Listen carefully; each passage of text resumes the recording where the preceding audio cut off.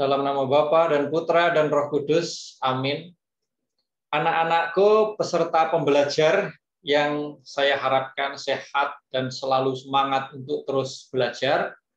Pada kesempatan ini kita akan membahas topik gereja sebagai persekutuan terbuka. Sebagai anggota gereja, sebagai orang Katolik, sebagai siswa-siswa yang ingin mengenal lebih dalam ajaran mengenai gereja Katolik, topik ini sangat amat penting anak-anak sekalian.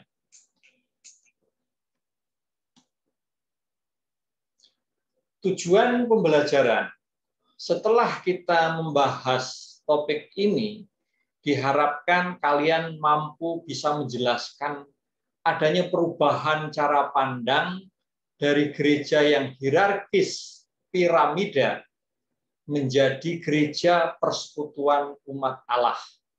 Yang kedua, Anda bisa menguraikan nih poin-poin gereja sebagai persekutuan terbuka menurut kitab suci dan juga menurut ajaran gereja. Lalu yang ketiga, kalian bisa membuat refleksi, penerapan semangat gereja sebagai persekutuan terbuka di dalam kehidupan sehari-hari itu seperti apa sih? Itu ya. Nah, latar belakang kenapa topik ini dibahas, ini sangat penting. Latar belakang ini untuk diketahui.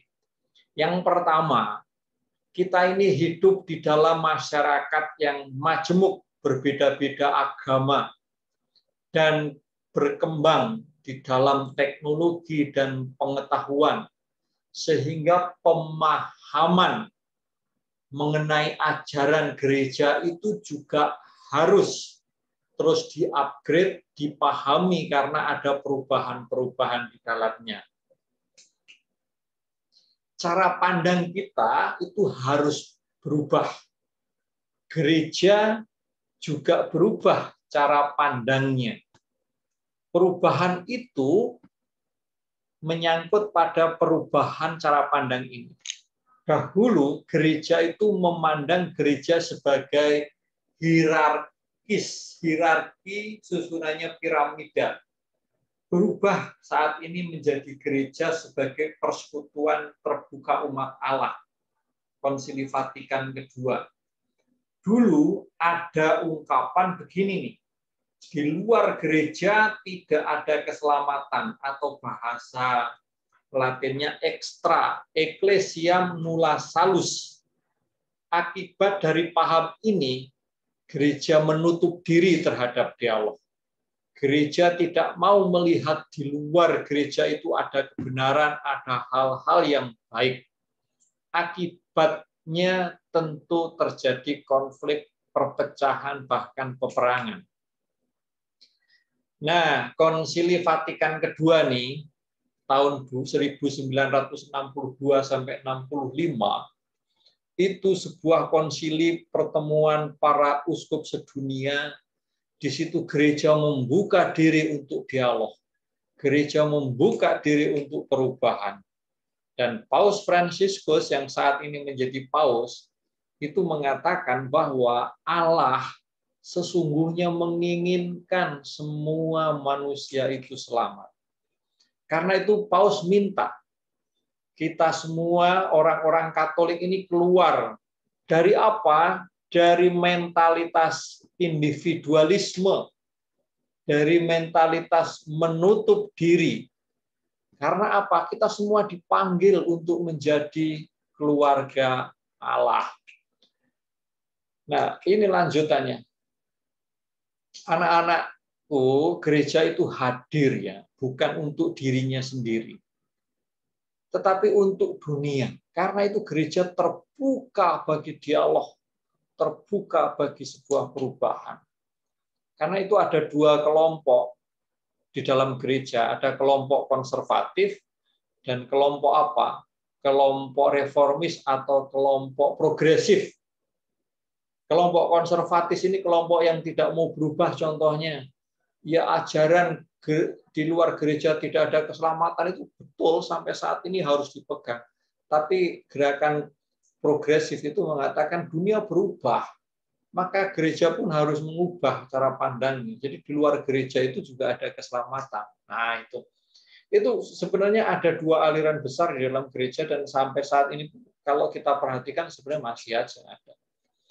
Karena itu, Konsili Vatikan mengatakan bahwa kegembiraan, harapan, dan sukacita itulah yang menjadi tanda keselamatan dunia. Bagaimana gereja bisa menghadirkan kegembiraan, melahirkan harapan dan sukacita. Itu artinya kita-kita ini bagaimana bisa melahirkan kegembiraan, memunculkan harapan dan sukacita di tengah-tengah dunia, di tengah-tengah masyarakat, di tengah-tengah keluarga, di tengah-tengah sekolah. Maka gereja aktif untuk memperjuangkan perdamaian masyarakat, dan kita pun sebagai anggota gereja juga dipanggil aktif untuk mengusahakan perdamaian itu dengan cara kita masing-masing. Maka menjadi pelajar tidak cukup hanya hanya belajar di dalam kelas. Aktiflah berorganisasi, aktiflah melakukan dialog, melakukan kerjasama dalam kelompok-kelompok yang anggotanya terdiri dari berbagai macam agama. Karena itu akan memperkaya kalian menjadi pribadi yang yang dewasa, yang pikirannya itu terbuka luas, tidak sempit. Nah, sekarang kita perhatikan gambar ini. Ini adalah gambar yang pertama ini disebut adalah model gereja umat Allah, tapi model hierarki institusional piramid. Jadi piramid susunannya dari atas ke bawah. Paus yang pertama, uskup, imam, biarawan, biarawati, umat Allah.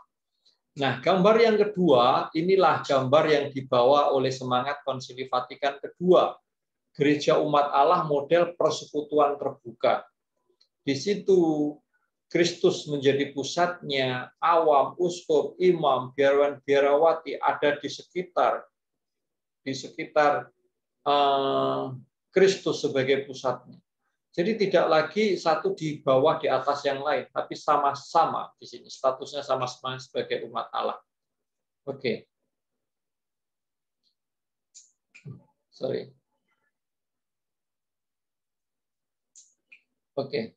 Nah, model piramida ini, model ini dihidupi gereja sebelum Konsili Vatikan kedua. Sebelum tahun 1962. Di dalam model ini, hierarkinya paus, uskup, terus para tabis itu imam, diakon, lalu umat. Di sini seolah-olah hierarki ini menguasai umat. Nah, gitu. Organisasi inilah organisasi lahiriah yang terstruktur piramida, dan ini tersusun rapi banget. Rapi banget. Nah, mereka memiliki kuasa untuk menentukan segala sesuatu bagi seluruh gereja yang di atas itu. Sedangkan umat itu hanya mengikuti saja hasil dari keputusan hierarki. Maka yang terjadi adalah umat hanya mengikuti keputusan imam. Sendiko dawuh, imam bilang apa kita mengikuti. Model ini sebenarnya cenderung disebut imam sentris, berpusat kepada imam. Hierarki yang sentris, hierarki yang berpusat pada hierarki. Bapak Uskup bersabda semuanya beres. Artinya apa? Hierarki ini menjadi pusat dari gerak gereja. Mati hidupnya gereja tergantung pada hierarki. Nah, gereja model seperti ini cenderung mementingkan apa? Aturan. Aturan, semua ada aturannya. Lebih teratur memang, tetapi akan statis, diam begitu aja. Dan seringkali gereja merasa sebagai satu-satunya penjamin kebenaran.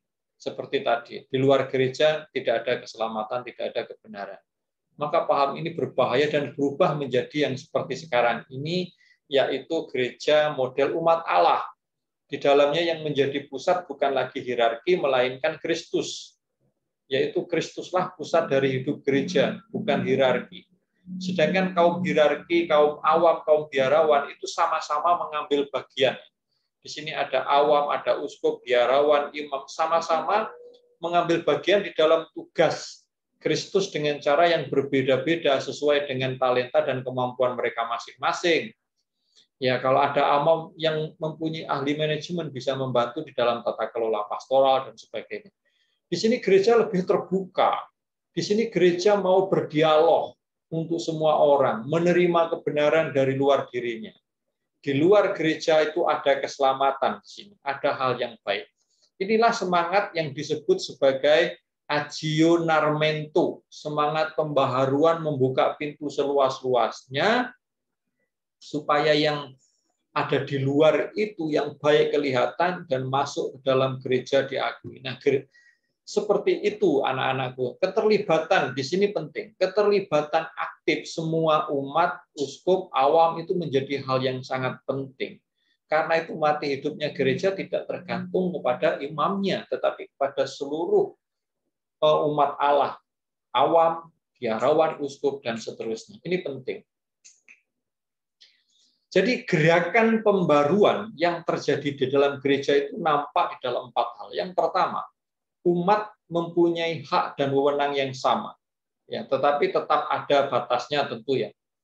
Khususnya ikut menentukan gerak kegiatan liturgi di paroki melalui wadah Dewan Paroki. Maka Dewan Paroki itu merancang kegiatan-kegiatan pastoral. Dan di Dewan Paroki itu memang ketuanya adalah pastor kepala, wakilnya selalu awam. Sekretaris bendahara itu awam. Di dalam kegiatan liturgi kita juga bisa melihat awam terlibat, entah itu sebagai lektor, entah itu sebagai doa umat, entah itu sebagai pembawa persembahan, dan seterusnya. Yang kedua, tidak hanya menyangkut kepemimpinan gereja pembaharuan itu, melainkan juga lebih menjangkau masalah-masalah dunia. Artinya gereja tidak hanya terfokus kepada masalah gereja yang rohani, tetapi masalah di dunia, tapi menyangkut dengan moralnya. Yang ketiga, susunan kepengurusan Dewan Paroki bukan lagi piramida seperti ini ya. Tapi apa? Mereka saling terkait tadi, saling terkait satu dengan yang lain seperti roda. Dan intinya gereja mengundang semua orang beriman untuk apa? Untuk berkomunikasi, terlibat, dan diubah dan mengubah kehidupan menjadi lebih baik. Itu. Nah, menurut ajaran gereja sekarang, kalian tahu ajaran gereja itu adalah seperti yang Bapak pernah jelaskan, yaitu ajaran-ajaran yang dikeluarkan oleh secara resmi oleh gereja, biasanya hasil dari konsili, yaitu kumpulan pertemuan para uskup, atau keputusan yang dikeluarkan oleh paus tapi sebagai pemimpin para uskup. Nah, ajaran gereja yang bicara tentang gereja sebagai umat Allah, persekutuan terbuka, itu di dalam Ad Gentes. Ad Gentes itu artinya kepada bangsa-bangsa, merupakan salah satu dekret yang dihasilkan oleh Konsili Vatikan kedua. Isinya tentang apa? Tentang pewartaan gereja kepada bangsa-bangsa. Kemarin saya singgung singkat saja, Konsili Vatikan kedua itu mengeluarkan ada namanya satu konstitusi, yang kedua dekret, lalu yang ketiga itu surat. Oke, kita lihat. Misi gereja memperlihatkan dan menyalurkan cinta kasih Allah kepada semua orang dan segala bangsa. Itu misi gereja, memperlihatkan dan menyalurkan cinta kasih Allah kepada semua orang segala bangsa. Nah, karena tugas ini berat dan menyangkut banyak miliaran orang yang dengan mempunyai budaya dan tradisi yang berbeda, maka diakui bahwa pewartaan Injil itu belum banyak dikenal. Jadi masih banyak kelompok masyarakat yang belum mengenal pewartaan Injil. Ada yang asing terhadap pewartaan Injil, tapi juga ada yang mengingkari dan ada yang menentang. Itu diakui oleh Ad Gentes. Karena itu maka gereja harus apa? Di sini harus masuk kepada golongan-golongan yang ada di dalam masyarakat, seperti dahulu Yesus ketika menggunakan menjelma menjadi manusia dengan tubuh dan keterbatasannya. Mari. Pesan dokumen ini apa? Pesan dokumen ini adalah gereja mempunyai misi untuk menyalurkan cinta kasih Allah kepada segala bangsa. Semua manusia masuk dalam keluarga Allah. Ini pesannya yang pertama. Jadi tidak hanya orang Katolik. Semua manusia masuk dalam kerajaan Allah. Maka misi gereja harus menyalurkan cinta kasih supaya manusia-manusia yang lain itu mendapatkan, mengalami cinta kasih Allah. Karena banyak yang belum mengenal pewarta Injil, malah ada yang menentang, maka gereja harus masuk di dalam kehidupan masyarakat sehari-hari sesuai dengan budayanya, harus menghargai tradisi dan budaya setempat. Di sini gereja harus mengerti dan memahami kondisi sosial budaya. Gereja harus membuka diri dan mau mengakui ada hal-hal yang baik yang dihidupi oleh manusia, oleh masyarakat yang lain. Nah, persekutuan terbuka menurut kitab suci apa? Kita bisa belajar, bisa melihat dari cara hidup gereja jemaat perdana. Ini di dalam Kisah Rasul 4 ayat 32 sampai 37. Adapun kumpulan orang yang telah percaya itu, mereka sehati sejiwa, dan tidak seorang pun yang berkata bahwa suatu dari kepunyaannya adalah miliknya mereka sendiri. Tetapi segala sesuatu adalah kepunyaan mereka bersama. Dan dengan kuasa yang besar, rasul-rasul memberi kesaksian tentang kebangkitan Tuhan Yesus. Dan mereka semua hidup di dalam kasih karunia yang melimpah-limpah. Sebab tidak ada seorang pun yang berkekurangan di antara mereka. Karena semua orang yang mempunyai tanah atau rumah menjual kepunyaannya itu, dan hasil penjualan itu mereka bawa dan mereka letakkan di depan kaki rasul-rasul, lalu dibagi-bagikan kepada setiap orang sesuai dengan keperluannya. Demikian pula dengan Yusuf yang oleh rasul-rasul disebut Barnabas, artinya anak penghiburan, seorang Lewi dari Siprus. Ia menjual ladang miliknya, lalu membawa uang itu dan meletakkannya di depan kaki rasul-rasul. Saudara, itu adalah cara hidup jemaat perdana. Cara hidup jemaat perdana itu adalah model hidup gereja yang ideal. Model gereja terbuka. Model gereja sebagai umat Allah yang terbuka. Dan saat ini model itu dihidupi, dihayati oleh orang Katolik dalam bentuk lingkungan-lingkungan. Mereka saling berbagi, tadi kita lihat. Kita dengar, mereka saling berbagi dengan ikhlas. Tidak ada yang kekurangan karena mereka saling berbagi. Karena itu maka ketika kita mempunyai lebih, ada saudara yang kurang, mari berbagi. Mereka saling mengasihi sebagai saudara.